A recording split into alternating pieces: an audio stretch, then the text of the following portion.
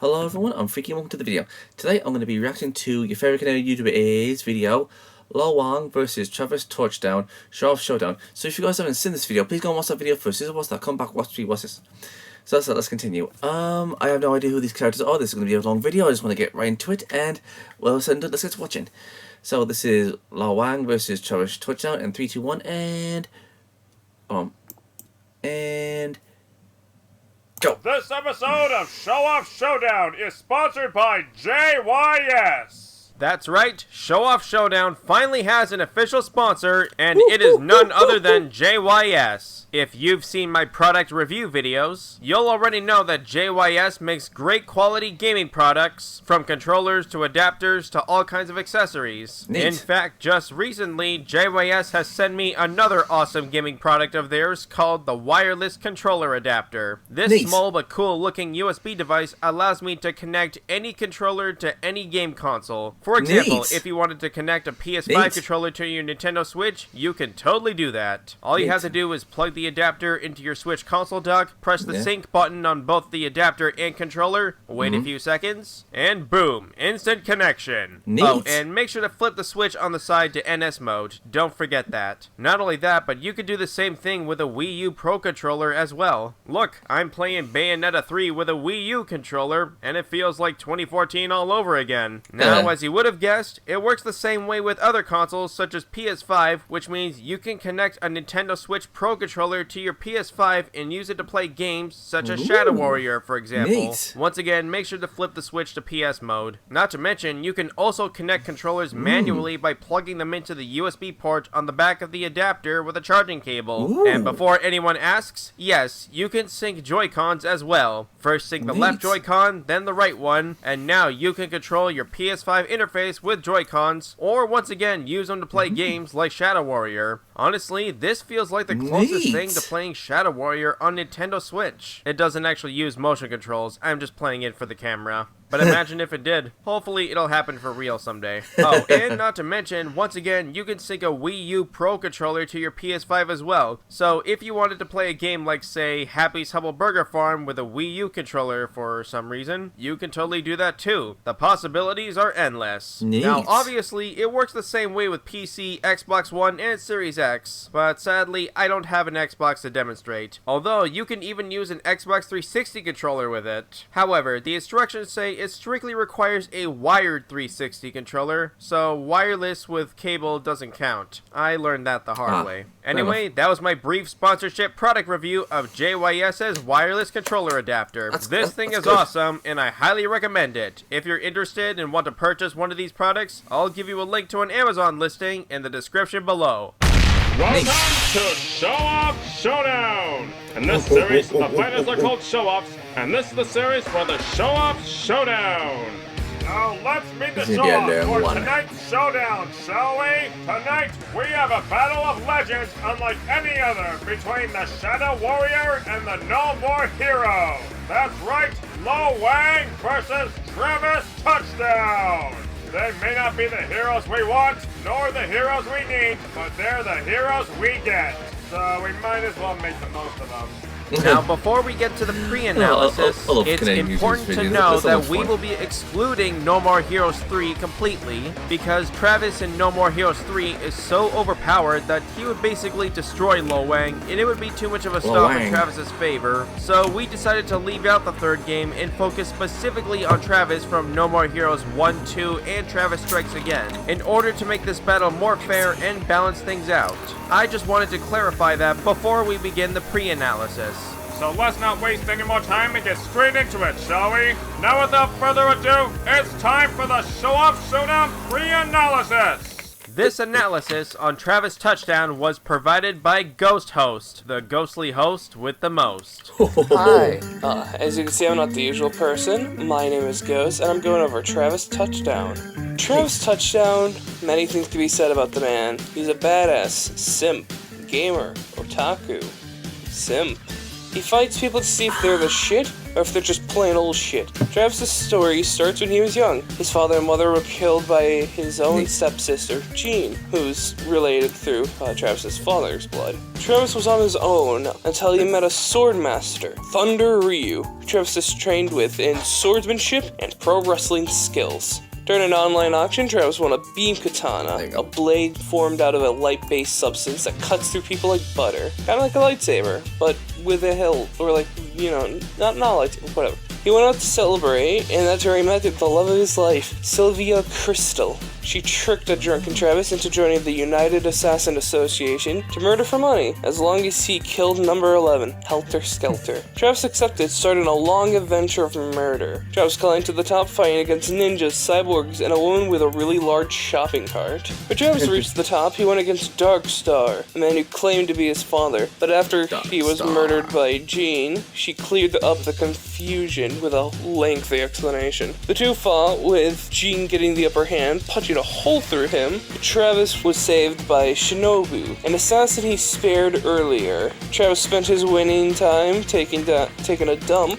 until he was attacked by an assassin, but he was saved when his older brother Henry, who was shown taking one of Travis's kills, Dr. Let's Shake. Travis fought him in an epic battle that caused a painting to be made of it. 3 years after the first game, Travis was recognized as a hero, as his actions caused crime to decrease, being called the No More Hero or the Nameless King. One of the people Travis killed was the father of Jasper Bat Jr., who became a powerful and wealthy entrepreneur, who sent a hitman to kill Travis's best friends and game shop owner Bishop.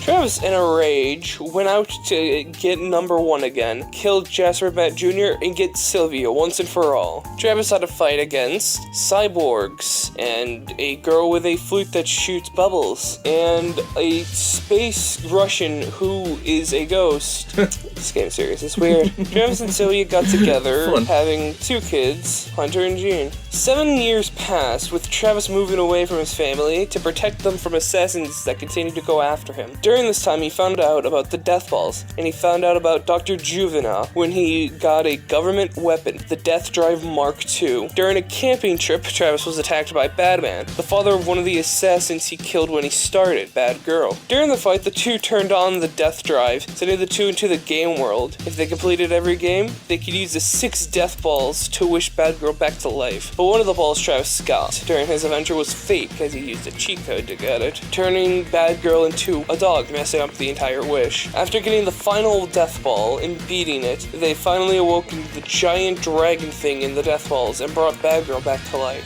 Travis isn't a badass otaku without any powers, though. Travis is most known for his fourth awareness, breaking the fourth wall for comedic value. He can teleport, move forward in time, he can kill people by singing, he can hurt ghosts and data, confused with Batman, and he has an intense aura that makes people afraid. Travis can resist the extreme temperatures and radiation of space. He can resist Margaret's song, which can kill people and put them to sleep. He can resist a scream that causes people to go insane, and he can walk in a place where time moves backwards normally. Travis is pretty strong as well. He shook a hotel while doing yoga. He easily can cut through people like butter with his beam katana, and he can fight Henry in an upgraded Let's Shake. You see, comparing the explosion Henry took to a wind turbine, which is around 380 feet, and compare it to the explosion, makes the explosion 2,566.41 feet long, and putting that into the explosion formula, converting feet into km, we get 0.01 megatons, or town level of strength for this explosion. And this is backed up with a not upgraded Let's Shake, causing earthquakes that could cause major damage, making it a 5.5 on the Richter scale, scaling him to 2.68 kilotons of TNT at a minimum, small town. And this is even mentioning an upgraded Let's Shake one-shotting other assassins who should be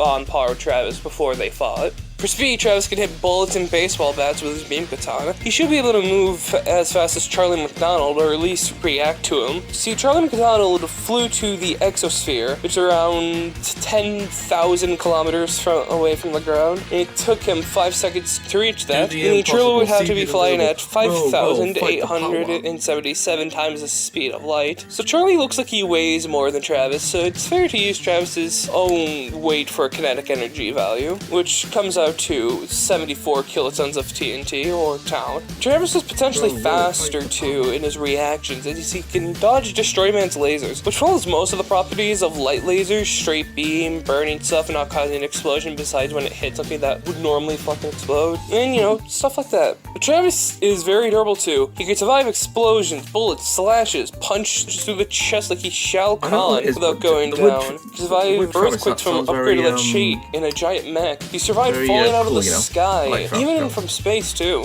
Onto Travis's bread and butter though, his weapons. The Bloodberry Beam Katana is Travis' first weapon he won at the auction mentioned earlier. Tsubaki, a beam katana created by Dr. Naomi. This one has 3 upgraded forms. It has a thing to let it sense buried treasure, a greater, stronger beam, and a motherboard that makes it so the beam doesn't need to be shaken to be charged. The word I'm not going to attempt to pronounce is his motorcycle, which he could summon to himself. The row is nasty, is a pair of dual katanas. Penny, I believe that's pronounced, it's probably not, is a two-handed beam katana that increases and decreases in its length depending on Travis's ki. Travis's ki is measured by the amount of his health and his SSC gauge, which increases when he fights. Glastonbury is a giant mech with an even bigger beam katana, which he can summon to him with his motorcycle. Finally, the Death Glove and the Death Drive. This government weapon can bring Travis and whoever he wants into the game world, and one of the game worlds being the real world, so he could fuse the two together to give him all his powers from the Death Drive in the real world. Big, dumb, complicated thing here. This glove gives Travis several chips. These chips can have Travis toss people around, slow enemies down, shoot electricity from his hand, heal himself, create large barriers, create clones, create bombs, drain people's energy, and make a big old turret. When Travis has killed someone, he can enter a dark side mode. This has a lot of effects. Sometimes Travis doesn't even need to kill someone to activate it. Some of the effects are making Travis faster, shoot energy blast from his beam katana, shoot a large blast which liquidates enemies, or his most powerful one, Cranberry Chocolate Sundae.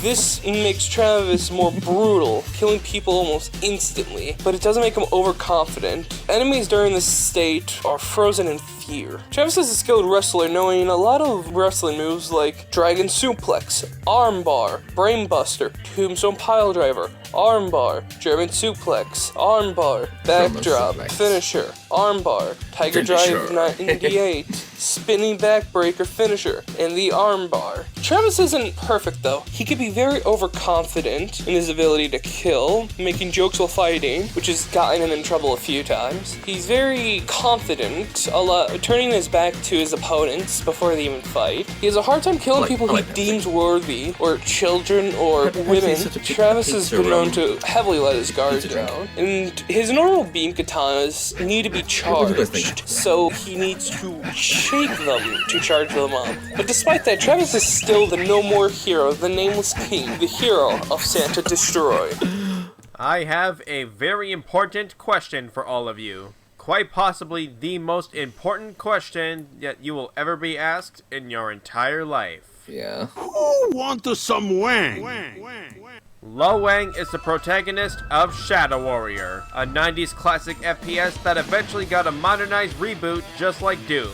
In an earlier episode of Show Off Showdown, we saw the classic Lo Wang fight against Duke Nukem, Caleb, and Bombshell in a 4-way battle royale. However, for this analysis, we'll be focusing specifically on the modern Lo Wang from the Shadow Warrior reboot trilogy, which is a completely separate continuity from the classic Shadow Warrior. Just wanted to make that clear. Lo Wang is a professional assassin and modern-day ninja, as well as a walking penis joke, not to mention the comic book nerd. Similar to his 90s counterparts, Lo Wang is fearless and headstrong, as well as arrogant and overconfident with a pretty big ego. He tends to make a lot of wisecracks and crude jokes, often acting like an immature, pervy goofball. But at the same time, he takes his job as an assassin very seriously, is quite efficient at it, and takes pride in his work. Though he can also be very reckless and carefree with his actions, often having little regard for his surroundings or the consequences his actions may bring. While Lo Wang is not really a sociopath, he does kind of lack a conscience, often having very little remorse or empathy for the people he kills. As long as he gets paid, he doesn't care who he has to kill, so long as they're not innocent, of course. Sometimes Lo Wang can be a bit of an a-hole, but he acknowledges it and knows when to stop being one. To sum him up in as few words as possible, Lo Wang is basically Chinese Deadpool.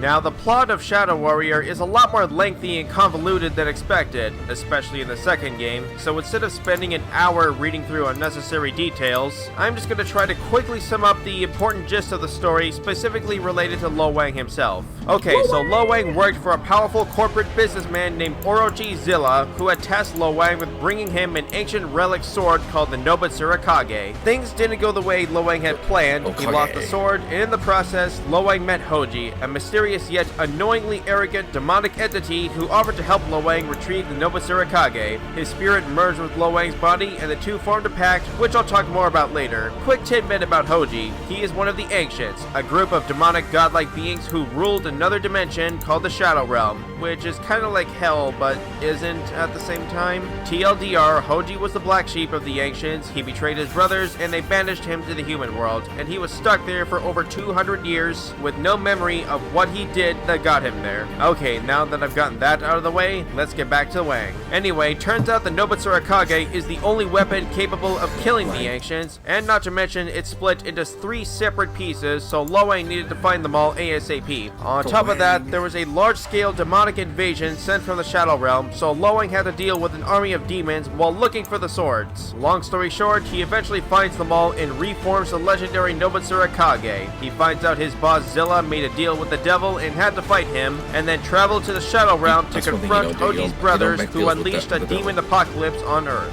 Turns out all of Hoji's brothers were major a-holes, and the Ancients ruler Enra was the worst of them. Without going into extensive details on the context and story, Hoji sacrificed himself to give the Nobutsura Kage to Lo Wang so he could use it to kill Enra and end all this crap. Not to mention something about Hoji's sister in a coma, but that's not really important right now. Now as for Shadow Warrior 2, oh boy, this won't be easy to sum up, but I'll try. Okay, so in Shadow Warrior 2, the Yakuza boss hires Lo Wang to rescue her granddaughter Kamiko from Zilla, which he does, but turns out Kamiko's body was possessed by a demon, so her mentor, Master Smith, had to take her soul out of her body and put it in Lo Wang's, so she's basically riding shotgun inside his head throughout the whole game. The plot of the game basically revolves around trying to find a cure to restore Kamiko's body so she can put her soul back into her body. That's about the gist of it. There's a massive crap ton of convoluted plot details that I won't get into here, or at least not much. Anyway, turns out that Kamiko was the daughter of Mezu, Hoji's brother and one of the Ancients, as well as the guardian of the Outer Gates, which is the link between the Shadow Realm and the human world. Long story short, Mezu intended to sacrifice his daughter in order to permanently seal the gates to stop the constant demonic invasion and prevent both worlds from being destroyed. However, he needed Kamiko's soul and body intact, but her body was stolen by his sister Amiona, who went crazy and seeked to destroy the gates and corrupt the human world with demons as revenge for the death of her brothers Hoji and Enra, as well as end all of creation, and with it herself, to finally end her miserable existence.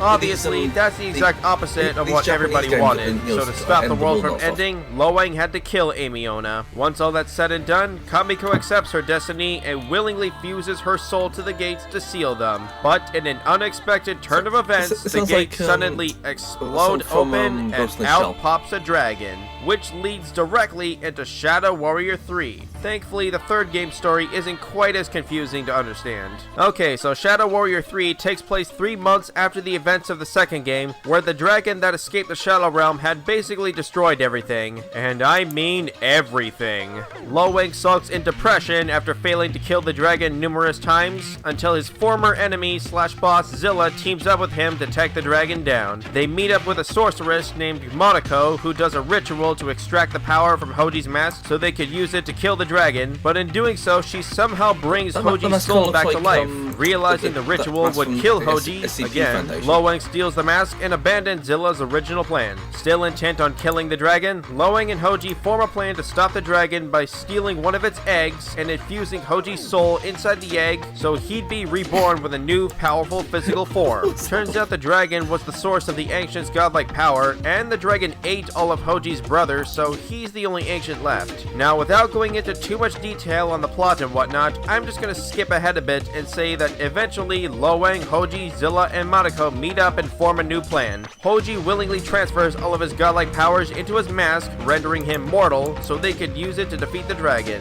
Lo Wang goes inside the dragon's body in order to destroy its heart with the mask. The final boss was the grotesque core of the dragon's heart, which is apparently sentient. Lo Wang finally kills the dragon, saves humanity and the world, or whatever's left of it. The heroes have a nice dragon meat picnic together, happy ending for the most part. Okay, now that I've finally finished summing up Lo Wang's story as short as I possibly could, it's time to finally discuss what the Wang is capable of.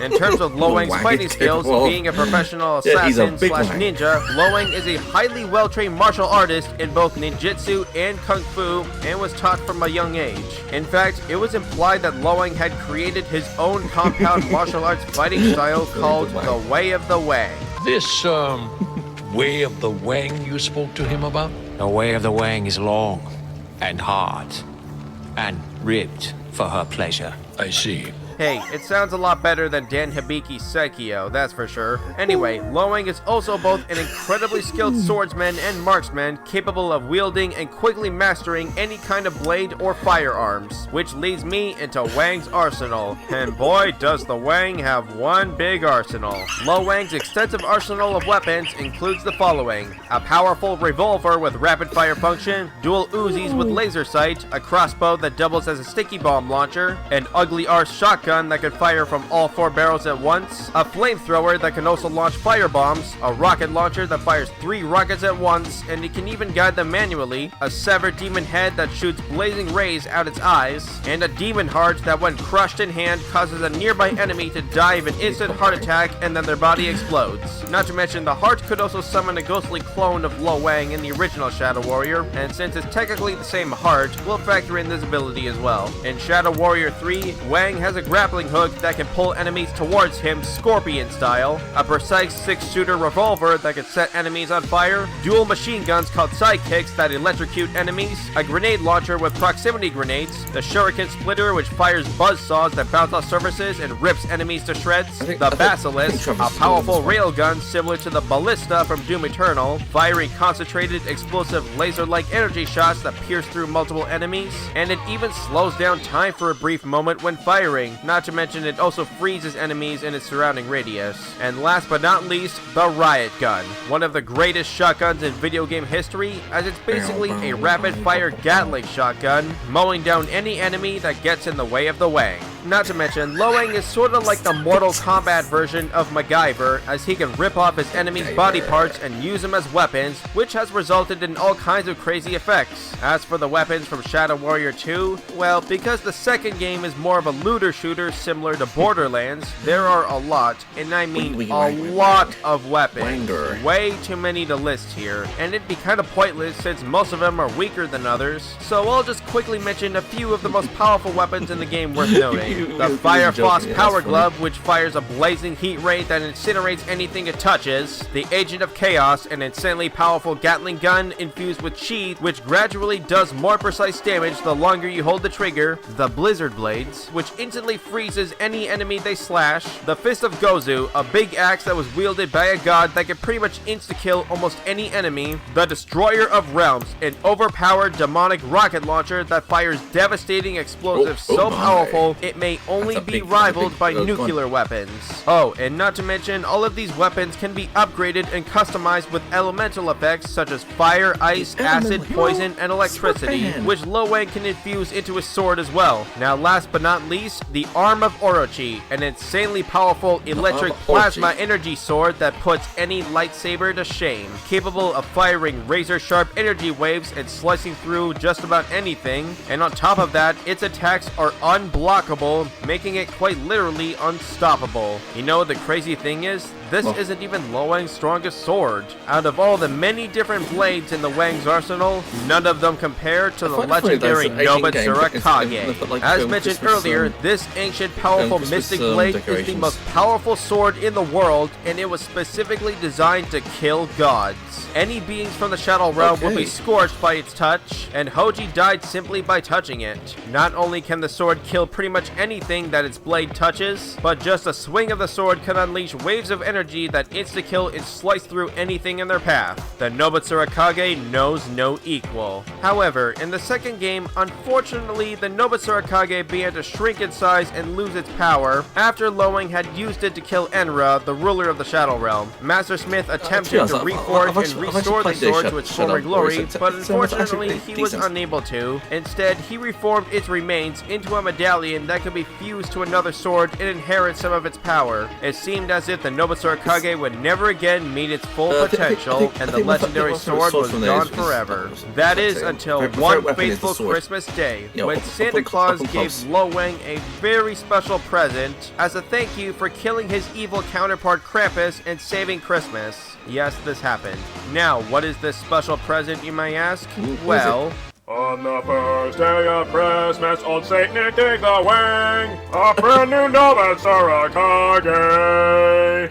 That's right, it's back. Although it's not the original Nobutsuru Kage, and it's technically a replica, but it's still the strongest sword in the whole game, and given that Santa is a saint, it's not too far-fetched to imagine that Santa made it just as powerful as the original Nobutsuru Kage, or at least close to it. And not to mention, once again, Lowang has an amulet made from the remains of the original Kage that he could simply just fuse to the new one and combine its power. So in a way, it's almost like it hasn't changed at all, though perhaps that's debatable. Okay, I think I've talked enough about weapons. Lowang's got a lot more up his sleeves than just guns and blades, so it's about time we talk about his unique abilities. When Lowang first formed a pact with Hoji, he amplified his chi, and thus Lowang was able to manipulate and control chi in many different ways. His chi abilities include being able to heal himself and regenerate all of his body's cells anytime he wants, and forming a protective chi barrier around himself, which is even tough enough to shield attacks from gods. He can release a chi blast that pushes and knocks back enemies, and it can also nullify an enemy's emotional state,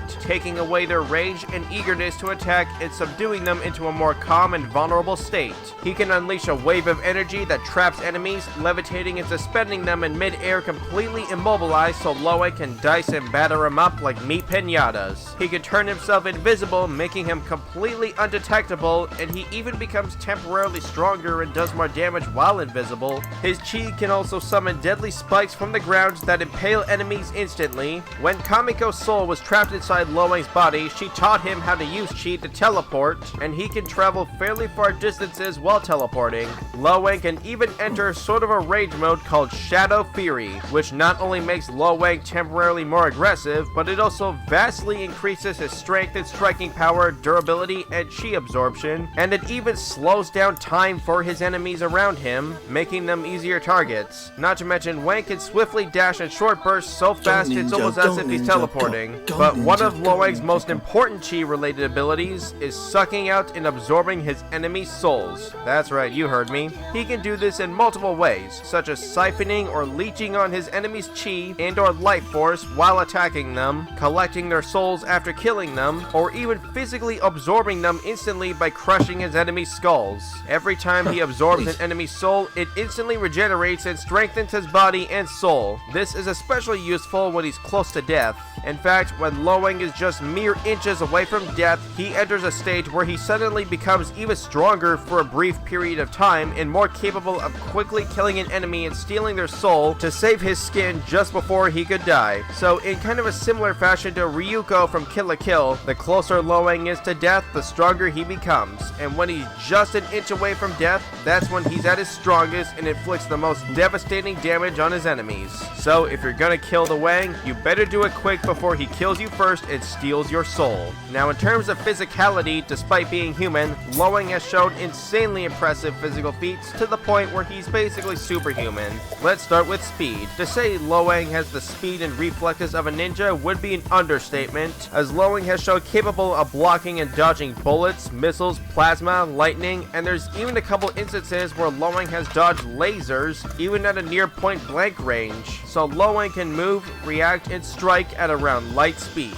Now let's discuss Lo Wang's raw strength, power, and destructive capability. Usually those are two separate categories, but they're kind of linked here. Not only is Lo Wang strong enough to easily slice people clean in half with a casual swing and overpower dozens of henchmen at once, but he's also strong enough to rip off demons' limbs and crush their skulls with his bare hands. From average human-sized demons to gargantuan behemoth demons, Lo Wang can rip and tear them limb from limb and physically overpower them without breaking a sweat. Lo Wang is also strong enough to slice through armor and machines made of metals as tough as steel and titanium, which would require at least 63,000 psi to break. If that's not impressive enough, Lo Wang has even shown capable of going toe-to-toe and trading blows with the ancient gods I mentioned earlier, damaging and destroying their godly armor even without the Nobitsura Kage. They should physically be at the very least building level via size alone, if not far greater than that. In fact, the goddess Amiona was said to be strong and powerful enough to destroy all of humanity, and it's not too far-fetched considering that Amiona's tears could supply the entire Shadow Realm world with rain, and if she cries for too long, her tears could flood the entire world. And that's just when she's crying, let alone actively trying to kill people or destroy the world. Considering that Lo Wang was able to take on and eventually kill her when she was at her strongest and most powerful state, it's not too far-fetched to imagine that Lo Wang should be at least a fraction as strong and powerful as Amiona is. Oh, and not to mention Amiona and the ancient god's power comes directly from the dragon I mentioned earlier, which had casually devoured entire cities with ease, as well as leveled mountains, swallowed oceans, and even destroyed half the planet to the point where the earth became uninhabitable. While Lo Wang has admitted that he was no match for the dragon, and it had eaten and killed all the gods, but it's not hard to imagine the gods possessing at least a very small fraction of the dragon's power, especially considering that Amiona could once again flood an entire world with rain by crying, and destroy all of humanity at her fullest. And she has a closer link to the dragon than any other god. While Lo Wang might not be as powerful as her, especially since it took him a little while to take her down, but the fact that he was able to fight on par with and eventually kill her, it's not far-fetched to imagine Lo Wang's potential strength and power being at least somewhat comparable to her and the other gods. Now you're probably wondering, just how could a mortal human like Lo Wang be that strong or powerful? Well, it's hard to say, but it may possibly be linked with Lo Wang's ability to absorb enemy souls, which further strengthens his body and soul, and considering that Lo Wang has killed hundreds of thousands of demons, or maybe even millions of demons in a span of 5 years, that's a lot of souls to absorb, and who knows how strong Wang's become at that point. I think I've said enough here. Now if you thought the Wang's strength was impressive, let's take a look at his durability. Lo Wang is surprisingly way tougher than you'd expect a mortal to be. Not only does he wear a suit of protective armor, but his body is tough enough to survive bullets, bombs, missiles, acid, plasma, lasers, lava, and devastating attacks from the gods I mentioned earlier. He could survive falling from literal mountain heights of thousands of feet and live to tell the tale, but by far Lo Wang's most impressive durability feat of all would be at the end of Shadow Warrior 3, when Lo Wang used Hoji's mask to destroy the dragon's heart from the inside, which created a massive magical explosion that caused the dragon's body to fracture and or explode in half. Not only is it confirmed that this dragon is the size of a large mountain, but the dragon's body itself is tougher than any natural material on Earth, as its scales were said to be impenetrable, and no man-made weapon on Earth is capable of penetrating the dragon's body, not even nuclear weapons. Zilla even used his billions of dollars and genius intellect to create a particle beam death ray and or doomsday device more powerful than any other weapon on Earth specifically designed to kill the dragon, but even that didn't work. When taking that into account, it's hard to say exactly how powerful this explosion was, but for simplicity's sake, let's just lowball it and say the amount of destructive energy it would take to fracture the dragon's body like this would be roughly the same amount required to fragment a large mountain. While I wouldn't consider the Versus Battles wiki to be the most reliable source for information, this article was pretty much the best I could find in terms of fragmenting a mountain rather than completely destroying it. Anyway, there's a good chance that I might have made a mistake here, but after digging through this info and a few other sources trying to get a straightforward answer, the best conclusion I found is that the amount of energy required to fragment a large mountain, and therefore the dragon, would be somewhere between 100 and 125 megatons of TNT. which is the equivalent of 2 to 2.5 Tsar nukes. Considering that Lo Wang was right in the middle of this explosion and somehow survived, dang, that is one tough Wang. Now, as largely impressive as the Wang is, he's not without his fair share of flaws and weaknesses. As mentioned earlier, Lo Wang is pretty cocky, arrogant, and overconfident with a big ego. He tends to make a lot of wisecracks or jokes while fighting, which could potentially make him seem predictable or exploitable in some cases, especially when he underestimates enemies. His reckless behavior and impulses can often lead to disastrous consequences, and while he is able to heal his wounds and injuries with his chi in mid-combat, he needs to focus his chi manually to heal himself, and it is possible for his enemies to kill him faster than he can heal himself.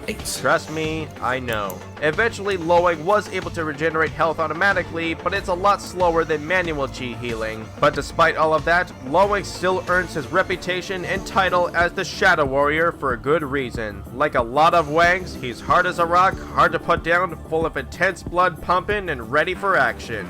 Can't believe I just said that. You know what they say, if you mess with the bull, you get the Wang. This is it, folks. Who will be the winner of this ultimate crazy epic showdown? It's time to find out. Now, without further ado, it's time for the Show Up to Showdown. Get ready for the next battle. Travis looks like he's got some, like, Elvis says, like, no, what's it, Space What Dandy. the hell are you supposed to be? Some type of Chinese knockoff of me? Very funny, asshole. FYI, I've been around since long before your otaku ass was even born. Besides, my hair is better than yours. Oh yeah? Well, at least my game devs didn't get all woke and fire my voice actor for being white. Seriously, who does this jerk think he is? I know, right? This guy's an asshole! You had to make it personal, huh? Let's see if your pretty boy ass can handle the Wang.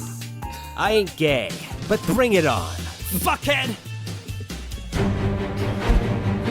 Seriously, just like, seriously, did they just make say that the game went woke?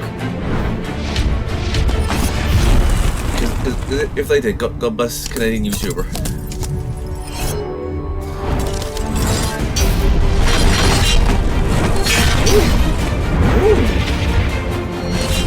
Animation got better.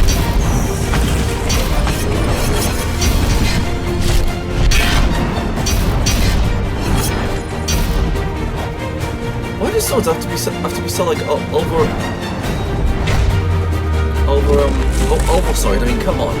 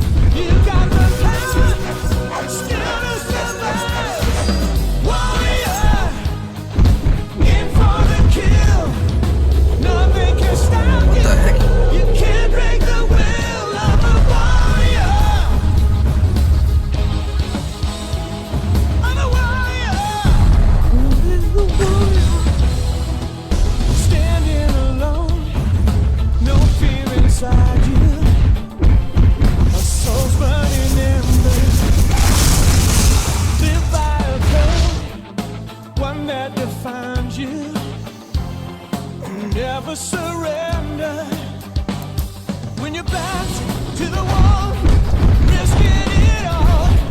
It's a war you can win. Let the battle begin. Warrior, ready to fight. You got the power, skill to survive. Warrior, in for the kill. Nothing can stop you. You can't break the will of This is what's it called? Agent Smith from the Matrix all over again.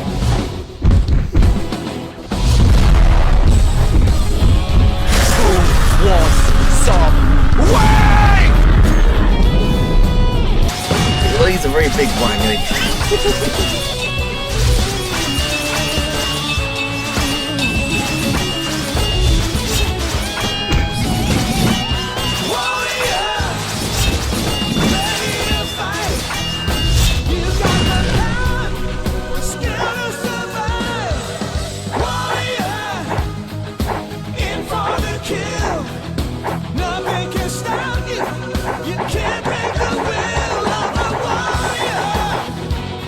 Wang wang ching ching chang. Wang wang.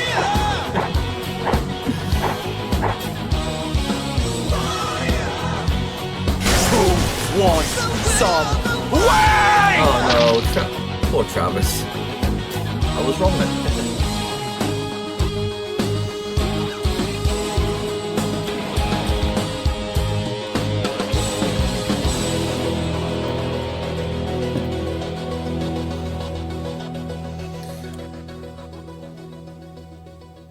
Mess with the bull, you get the wang. And the Wang scores a touchdown!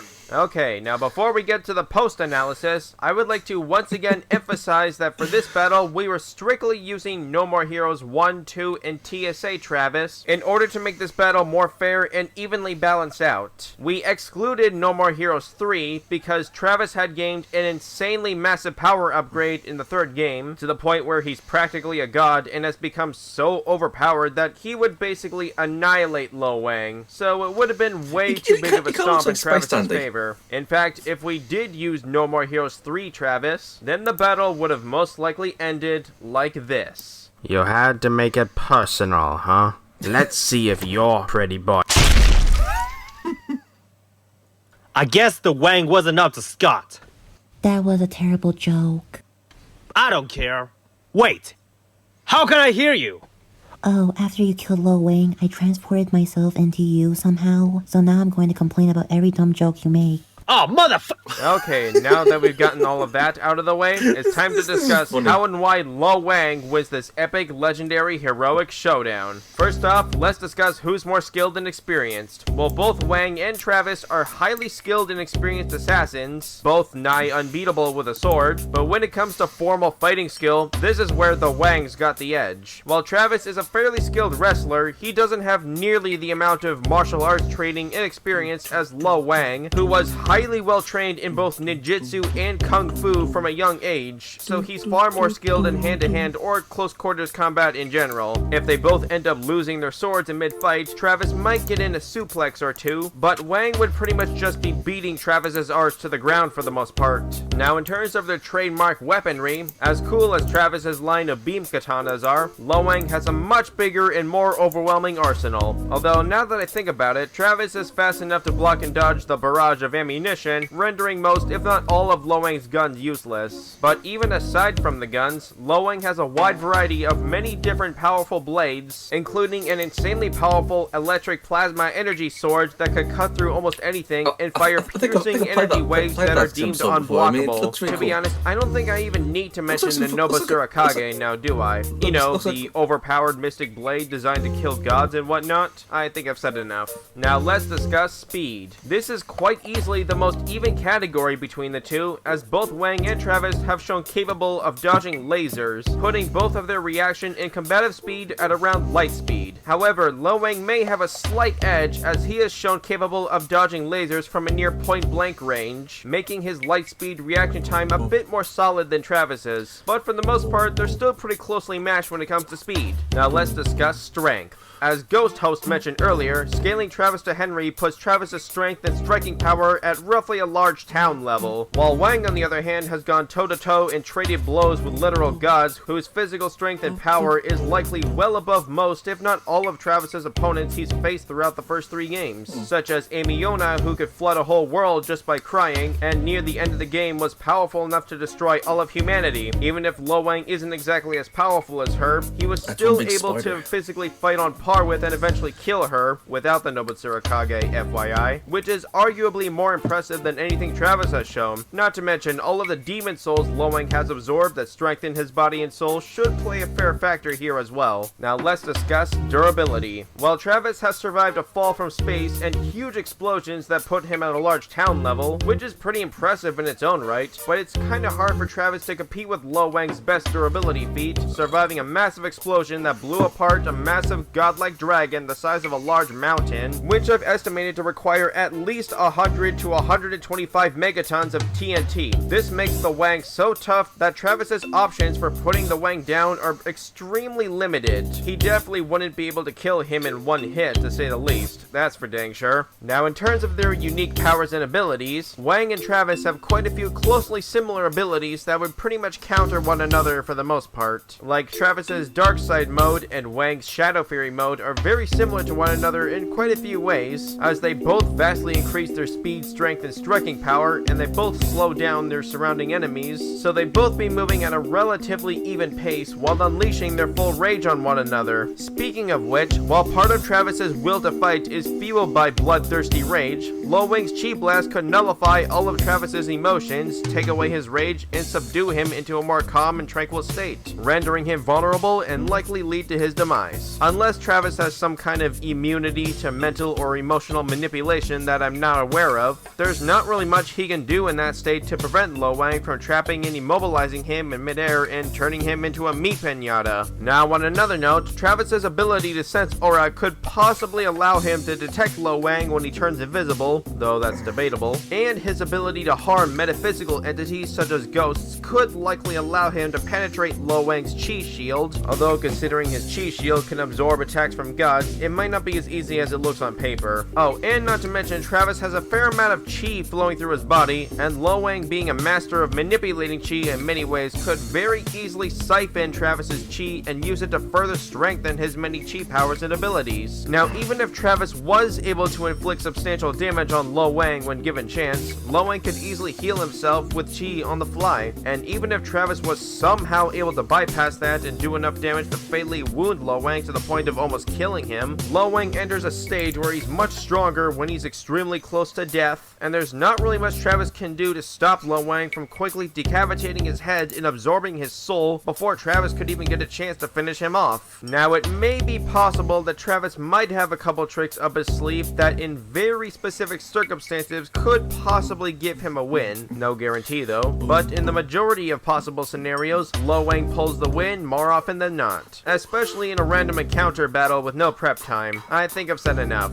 So, in the end, looks like Travis just couldn't handle the Wang. The winner of this battle is Lo Wang. Now, before we wrap this up, I want to give a very special thanks and shout out to Ghost Host for covering all of the research and pre-analysis for Travis in this episode. I'd also like to thank Maximum Rebo for animating the retro game style fight scene in the middle of this battle, as well as Sparkles for animating the alternate ending with NMH3 Travis. And last but certainly not least, I'd like to give a special shout out to the voice actors, Wick Watwest for voicing Travis Touchdown in the opening scene, and Sparkles for voicing the brief Kamiko cameo. Oh, and not only that, but Travis actually had another voice actor, and a really good one named Michael Nguyen, who is a very talented voice actor who definitely deserves more recognition, and I had an incredibly difficult time choosing between him and Wick Watwest. So to ensure Michael too gets the spotlight he deserves, I've made an alternate version of the opening dialogue with Michael as the voice of Travis, and I highly recommend checking it out. I've linked it in the description below. Anyway, all of these people played a great part in making this battle happen, so please do yourself and them a favor and go check out their channels and subscribe.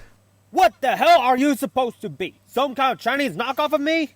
Oh, and one more thing. For those of you who don't already know, I now officially have a Patreon. If you want to show your support and join the RCMP, as in Royal Canadian Mounted Patrons, then that would be so awesome, and I would really appreciate it. Members of the RCMP will have beneficial access to future episodes of Show Off Showdown and other videos before they're officially released, as well as exclusive access to special posts and videos that can only be viewed on Patreon. Join the RCMP, and the first thing you'll learn is a nice shiny badge. Next time on Show Off Showdown. This looks familiar. Oh, no, no. I thought it was something else, but okay.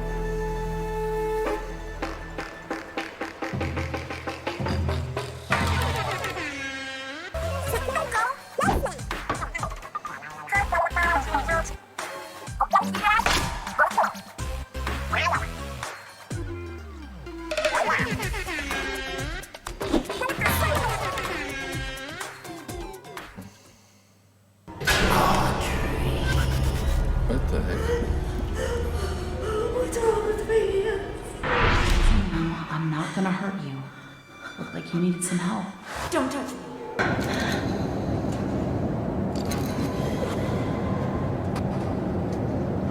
He likes to smile, and he kills anything that moves.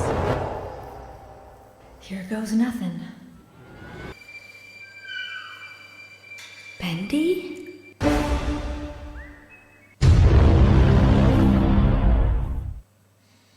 Got any ideas for Show Off Showdown? Then let me know in the comments below, and hopefully I just might do them. Now stay tuned for the next episode of Show Off Showdown. That was a long one. There is one fight I'd like to see. I would like to see the Guyver from the bio boosted armor, the Guyver, versus Iron Man. And sorry about that. There is a suit that Tony has in one of the comics where he has this giant suit called the Phoenix Buster, and the Guyver has like a third form, and he's like the size of a freaking kaiju. And I think that would be like really cool to have like the Guyver face off against Tony Stark. I mean that'd be freaking awesome. Like the guy was really powerful. It can regenerate. It can do all sorts of cool abilities, and I think it'd be really cool if Iron Man and the guy went up against each other. That'd be freaking sweet. So yeah, man, that was a long video, very long video. Next time, make it down to 20, man. All right. So if there's anything you guys want me to react to, just leave in the comments below, and I will get that video as soon as I can. And I'll see you guys next time. Peace out. And please don't forget to check out my other social medias.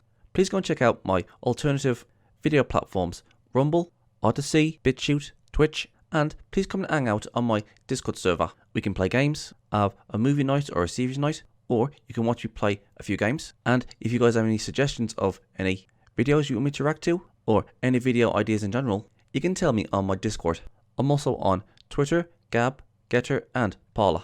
I'm on Locals, Tumblr, Minds, and if you guys want to support me, please go and check out my Subscribe Star. It's like Patreon, but better. All these things are in the description box below, so please go and check them out and subscribe to them. I'm Geek Freak. Peace out.